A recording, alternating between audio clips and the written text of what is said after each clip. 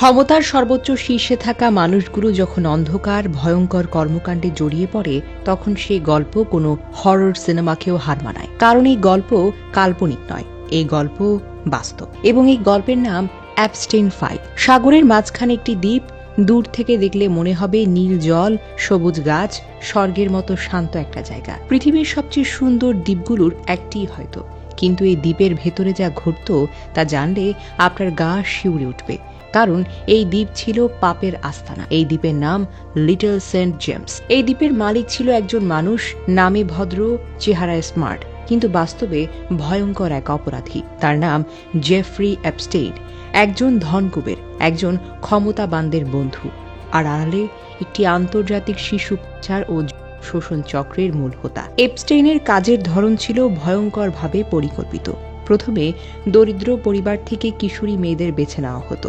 তাদের স্বপ্ন দেখানো হতো মডেলিং, চাকরি, বিদেশে ভ্রমণ, বিলাসী জীবন। তারপর সেই মেয়েদের আনা হতো এই দ্বীপে, এই প্রাসাদে, এই সুন্দর কিন্তু অভিশপ্ত জায়গায়। অ্যাপস্টেইনের ব্যক্তিগত বিমানটির নাম ছিল ললিটা এক্সপ্রেস। এই বিমানে করে বিশ্বের প্রভাবশালী মানুষেরা নিয়মিত যাতায়াত করতেন।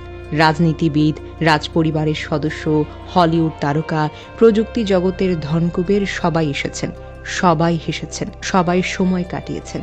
কিন্তু প্রশ্ন হলো কিসের বিনিময়ে? ভুক্তভোগীদের জবানবন্দিতে উঠে এসেছে অবর্ণনীয় নির্যাতনের কথা। মেয়েদেরকে বলা হতো চুপ থাকো, ভয় পেত, আর কারো কাছে কিছুই বলতো না। কারণ যাদের সামনে তাদের পাঠানো হতো তারা ছিল ক্ষমতার শীর্ষে। সবচেয়ে ভয়ঙ্কর অভিযোগটি হলো ব্ল্যাকমেইল ষড়যন্ত্র। অনেকের দাবি অ্যাপস্টেইন তার দ্বীপে গোপন ক্যামেরা বসিয়ে রাখত। ক্ষমতাবান অতিথিদের কর্মকাণ্ড রেকর্ড করা হতো। এই ভিডিওগুলো ছিল তার সবচাইতে বড় অস্ত্র। এই ভিডিও দিয়ে সে মানুষকে নিয়ন্ত্রণ করত, চুপ করিয়ে রাখত, প্রভাব বিস্তার করত। অ্যাপস্টেইন একা ছিল না, তার সবচেয়ে বড় সহযোগী ছিল গিলেইন ম্যাক্সওয়েল। অভিযোগ রয়েছে ম্যাক্সওয়েল মেয়েদের খুঁজে আনত, তাদের মানসিকভাবে ভাঙত, অ্যাপস্টেইনের নেটওয়ার্কে ঢুকিয়ে দিত। আজ সে কারাগারে। কিন্তু প্রশ্ন হলো, সে কি একাই সব জানত? অ্যাপস্টেইন ফাইলে উঠে এসেছে বিশ্বের বহু প্রভাবশালী নাম।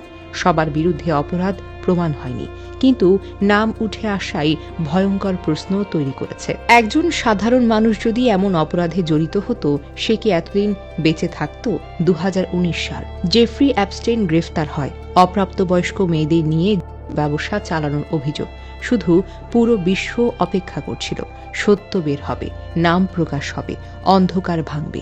কিন্তু হঠাৎ এক রাতেই সব শেষ। কারাগারের ভেতরে অ্যাপস্টেইনের মৃত্যু।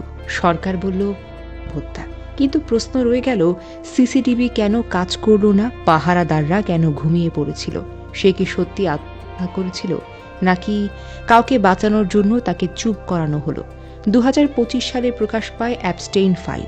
হাজার হাজার পৃষ্ঠা নথি, ইমেল, ছবি, জবানবন্দি, কিন্তু অনেক নাম এখনো কালো দাগে ঢেকে থাকে। মানে আমরা যা দেখছি তা পুরোপুরিভাবে সত্য না। জেফ্রি অ্যাপস্টেইন মারা গেছে, কিন্তু তার দ্বীপের স্মৃতি মুছে যায়নি, তার নেটওয়ার্ক পুরোপুরি ধ্বংস হয়নি।